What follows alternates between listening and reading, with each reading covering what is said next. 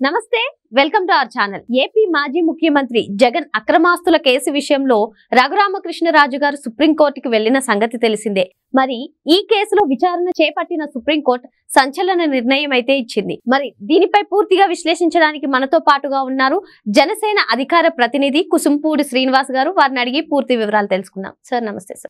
Sir నత్తనడక నడుస్తున్న Jagan అక్రమాస్తుల case విషయంలో triple గారు సుప్రీంకోర్టుకు వెళ్లిన సంగతి తెలిసిందే సార్. మరి దీనిపై మీ అభిప్రాయం ఏంటి సార్? జగన్మోహన్ రెడ్డి గారి అక్రమాస్తుల కేసు నత్త కూడా సిగ్గుపడేలాగా కేసు నడుస్తుంది. ఎందుకంటే దాదాపు 12 సంవత్సరాలు అయింది. 12 సంవత్సరాలను బట్టి ఈ కేసు అలా రన్నింగ్ అవుతూనే ఉంది. ఆ కోర్టులో ఉన్నటువంటి ఆ తీర్పు చెప్పేటువంటి జడ్జి గారు కొంతమంది అయితే రిటైర్లు అయిపోయారు, కొంతమంది ఏమో ట్రాన్స్ఫర్లు అయ్యారు. మళ్ళీ కేసు మొదటి స్థానం. మళ్ళీ వచ్చేటప్పటికి ఏమవుతుంది, కొత్త న్యాయమూర్తి గారు వచ్చారు, ఆయన మళ్ళీ స్టడీ చేయాలి మొత్తం అంతాను అనేటప్పటికీ మళ్ళీ కొంతసేపు. గత 5 సంవత్సరాల్లో అయితే ఈ కేసు విషయంలో కనీసం జగన్మోహన్ రెడ్డి గారి కోర్టుకి వెళ్ళిన దాఖలాలు లేవు. వాయిదాలు వచ్చేటప్పటికి ప్రతి శుక్రవారం వాయిదా రావడం, అదే రోజు ఏదో అధికార కార్యక్రమం పెట్టుకోవడం. అసలు 3600 పైచిలుకు వాయిదాలు ఇదే జరుగుతుంది. మాట్లాడితే ఆయన నేను వస్తే ప్రోటోకాల్ ఇష్యూ అని, లేకపోతే ప్రజాదరణ కుదరదా అని ఏదో ఒక కారణం చెప్పడం, ఆ రోజు పర్టికులర్గా ఒక అధికార కార్యక్రమం ప్రత్యేకించి పెట్టుకోవడం, వాయిదాలు ఎగ్గొట్టడం, ఇదే జరిగింది. వేగవంతంగా ప్రతిరోజు విచారణ జరగాలని చెప్పేసి ఆ కోర్టుకి చెప్పడం, దాన్ని హైకోర్టు కూడా పర్యవేక్షించాలని చెప్పడం కూడా జరిగింది. దీన్ని కూడా వారికి సంబంధించినటువంటి ఛానల్స్లో జగన్మోహన్ రెడ్డి గారికి భారీ ఊరట ఎలా అవుద్ది, చావు తప్పి కడులు లొట్టపోయింది. ఎందుకంటే ఆ బెయిల్ రద్దు అవుతే మొత్తం చావే, కనీసం అది రాకుండా ఏదో కొంచెం ఊరట కదా, అది మాత్రమే ఊరట. దానికి ఏదో మొత్తానికి కేసులోంచి అతనికి రిలీఫ్ ఇచ్చేసినట్టు, అతను మొత్తం అక్రమాస్తుల కేసులన్నీ కొట్టేసినట్టు వాళ్ళు పెద్ద పెద్ద కథనాలు చేసుకున్నారు. ఎందుకంటే అమ్మా జగన్మోహన్ రెడ్డి గారికి ఉన్నటువంటి అక్రమాస్తుల కేసు భారతదేశంలో ఎవరి మీద, ఒక రాజకీయ నాయకుడి మీద కూడా ఎవరి మీద ఉండవు. అన్ని రకాలైనటువంటి కేసులు అన్నీ కూడా వారి తండ్రి పదవిని అడ్డం పెట్టుకుని ఆ హయాంలో కావచ్చు, తర్వాత వారి అధికారంలోకి వచ్చిన తర్వాత కావచ్చు, అంటే ఈ మధ్యకాలంలో జరిగినటువంటి కేసులు అన్నీ. ఈ మధ్యకాలంలో తండ్రి పదవిని అడ్డం పెట్టుకుని చేసినటువంటి ఏదైతే క్విట్ ప్రోకో విధానంతో చేసినట్టు, మీ పలానా దాంట్లో పెట్టుబడులు మీరు పెట్టండి, మాకు ఇలా ఇది ఇవ్వండి అని చెప్పేసి ఒక రకమైనటువంటి చేశారు. వాళ్ళు ఏం చెప్పుకుంటారంటే జగన్మోహన్ రెడ్డి గారు ఎప్పుడూ కూడా కనీసం ఆయన తండ్రి గారు ముఖ్యమంత్రిగా ఉన్నప్పుడు ఏ రోజు సెక్రటేరియట్లు కూడా అడుగుపెట్టలేదు, అటువంటి వ్యక్తి మీద అక్రమంగా పెట్టారు కేసులు అనేటువంటి వాదన చేస్తున్నారు. అంటే ఆయన సెక్రటేరియట్కి వెళ్ళక్కర్లేదు కదా, బెంగళూరు ప్యాలెస్లో కూర్చునే రకరకాలైనటువంటి చరిత్ర అంతా నడిపాడు అతను.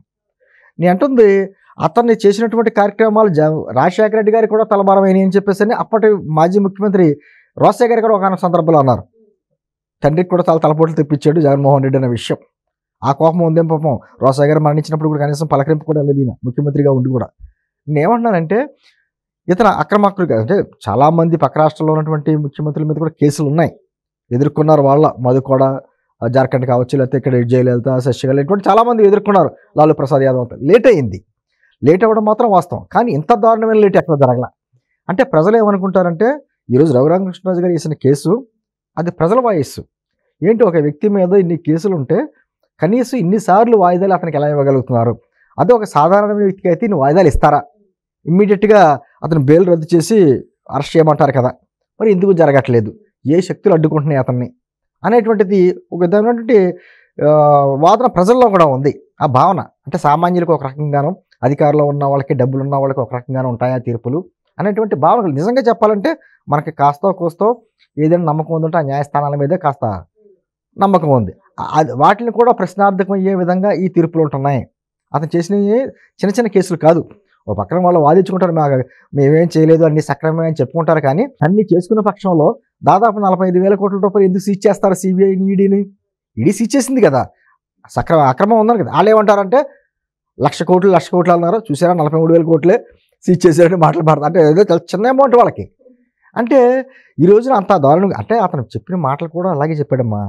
మాట్లాడితే ఏమన్నాడు, నాకు ఏమో పేపర్ లేదు, ఛానల్ లేవు అన్నాడు. మరి అక్కడ ఉన్న పేపర్లు ఎవరో ఛానల్ ఎవరో మనకు తెలియదా? అంటే మనం రివర్స్ అర్థం చేసుకోవాలి. ఆయన మన రివర్స్ టెండరింగ్కి అతను పేరు, అన్ని రివర్స్, ఆలోచనలు రివర్స్, అతని హయాంలో రాష్ట్రం రివర్స్.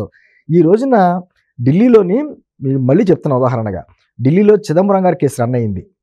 కాంగ్రెస్ పార్టీకి సంబంధించినటువంటి చిదంబరం గారి కేసు రన్ అయినప్పుడు ఢిల్లీలో ఒక కోర్టులో జడ్జి గారు అన్నాడు మాట, ఇటువంటి అక్రమాస్తుల కేసుల్లో ఉన్న వాళ్ళు చాలా ప్రణాళికగా, ముందస్తు ప్రణాళికతో ఉంటారు, చాలా తెలివిగా వ్యవహరిస్తారు, అని మీకు ఉదాహరణ కావాలంటే జగన్మోహన్ రెడ్డి అని చెప్పి పేరు చెప్పాడు అక్కడ ఢిల్లీ కోర్టులో.